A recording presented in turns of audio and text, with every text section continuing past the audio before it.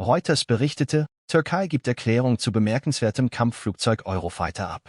Die Türkei, die auf die Genehmigung des Kongresses für den Kauf von F-16 Kampfflugzeugen aus den USA wartet, setzt auch ihre Bemühungen fort, Kampfflugzeuge des Eurofighter-Typs zu kaufen, die von einem britisch-deutsch-spanisch-italienischen Konsortium hergestellt werden. Ein Beamter des türkischen Verteidigungsministeriums, der mit Reuters sprach, sagte, die Türkei halte ihr Interesse an Eurofighter-Typhoon-Jets aufrecht und wolle sie kaufen. Die Türkei hatte sich um den Kauf von 40 Eurofighter-Kampfflugzeugen im Wert von 23 Milliarden US-Dollar bemüht, war jedoch auf den Widerstand Deutschlands gestoßen.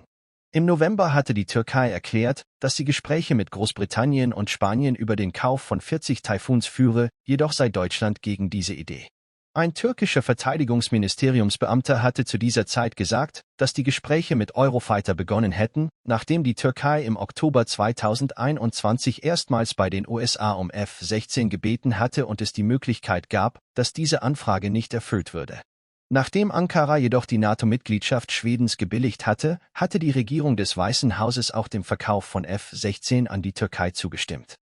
Ein türkischer Beamter des Verteidigungsministeriums, der unter der Bedingung der Anonymität sprach, sagte, dass sie nicht erwarten, dass der US-Kongress den Verkauf von F-16 blockiert und Ankara dennoch daran interessiert sei, Eurofighter-Typhoon-Jets zu kaufen.